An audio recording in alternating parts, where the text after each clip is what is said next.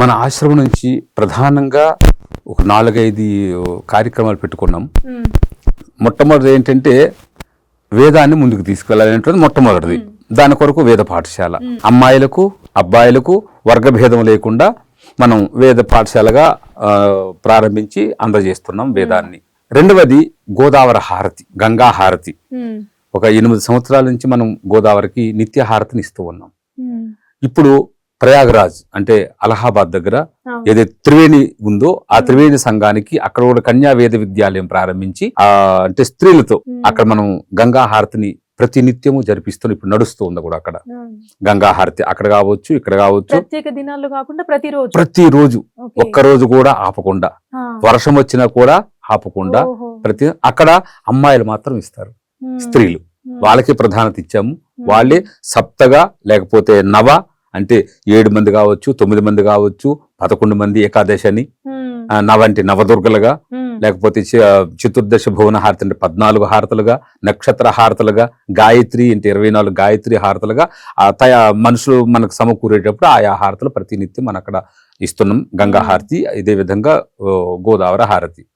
ఇప్పుడు మరి మా గాభో విశ్వస్య మాతరహ అన్నట్లుగా తల్లిదండ్రులు మన శరీరం బ్రతకడానికి కొరకు, దీని యొక్క పుష్టి కొరకు పుట్టినప్పటి నుండి 1 సంవత్సరము 2 సంవత్సరాలు వాళ్ళ యొక్క శక్తిని కదా మనకు వాళ్ళ యొక్క శరీరంలో ఉన్నటువంటి ఆ శక్తిని, ఆ హృదయాన్ని పాల ద్వారా మనల్ని పోషించారు. కానీ పెద్ద అయిన తర్వాత అసాధ్యం. మరి బ్రతకాలంటే ఎట్లాగా? భగవంతుడు ఇచ్చున్నాడు. గావో విశ్వస్య మాతరహ, ఆవులని తల్లి రూపంగా మనం భావించాం. ఎందుకంటే చనిపోయినంత వరకు కూడా మనకు పాలు కావాలి. అది ఒక కాఫీగా కావచ్చు, ఒక టీగా కావచ్చు, పాలుగా కావచ్చు, ఏదో ఒక పదార్థంగా ఆ పాలు వెళ్ళాలి. తల్లి పాలే ఆవుకి వెళ్ళాయి. కాబట్టి మనం గోవుని తల్లిగా భావిస్తూ ప్రతి వాళ్ళు భావిస్తున్నారు. అక్కడెక్కడ సందేహం లేదు. భారతదేశంలో 90% మనం కూడా మన ఆశ్రమం ద్వారా ప్రతి శనివారం గో హారతిస్తాం. ఒక 8 ఆవుల్ని మన అక్కడ షెడ్ ఉంది కదా, అక్కడ ఉంచుతూ వాటికి ధూపదీప నైవేద్యాలు, షోడశోపచార పూజ చేసి మహాహారతిని, సప్తహారతిని మనం ఆవులకి ఇక్కడ అందజేస్తున్నాం గోహారతి రూపంగా. రెండవది బీజాక్షరములు. వచ్చిన వాళ్ళందరికీ కూడా మనం కాదనకుండా 24 గంటలు 364 రోజులు ఎప్పుడు ఎవరు వచ్చినప్పటికి కూడా ఇక్కడ 3-4 ఉంటారు కాబట్టి వచ్చినటువంటి వాళ్ళు, ఎందుకంటే ఎవరి భావన వాళ్ళది, దాన్ని మనం కాదనలేం.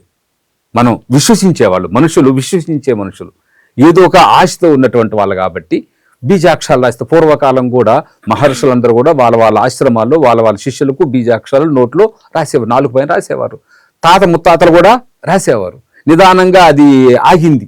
మనకు భగవంతుని యొక్క ఆదేశం, అమ్మవారి యొక్క ఆదేశం కాబట్టి మనం 15 సంవత్సరాలు అవుతుంది 4 పైన బీజాక్షరాలు వచ్చిన పిల్లలందరికీ రాసి పంపిస్తున్నాం.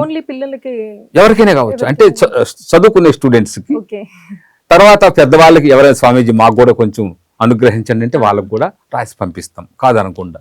కాబట్టి బీజాక్షర కార్యక్రమం అన్నటువంటిది మనం మన సమాజానికి అందజేస్తున్నాం. అదొకటి. అదేవిధంగా మనం ఎవరైనా పేదవాళ్ళు ఉంటే మన ఆశ్రమం నుండి, మన ట్రస్ట్ నుండి చిన్న సహాయాలుగా వాళ్ళకు మనం అందజేస్తూ ఉన్నాం.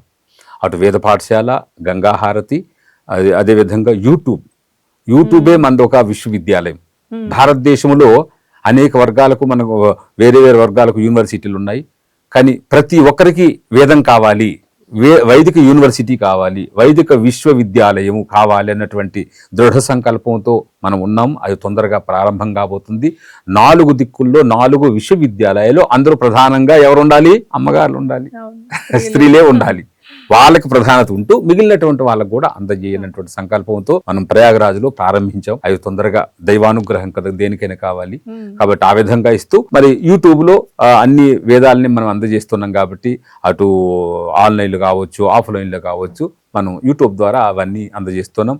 వచ్చిన భక్తులు కూడా మన ఆశ్రమంకి వస్తుంటారు కాబట్టి కాదనకుండా అన్నదానం మనకు తగినట్లుగా అన్నదానం ఇక్కడ కావచ్చు, ప్రయాగరాజులో కావచ్చు, అన్నదానాది కార్యక్రమాలు చేస్తున్నాం మన అందరి యొక్క సహకారంతో. ఇవి మనం ఆశ్రమం నుంచి అందజేస్తున్నటువంటి సేవా కార్యాలు. మీరందరూ కూడా మనతో నడిచి వస్తే తప్పనిసరిగా మన హిందూ ధర్మాన్ని వైదిక ధర్మంగా తప్పనిసరిగా తీర్చిదిద్దాం. జై శ్రీ వేదం.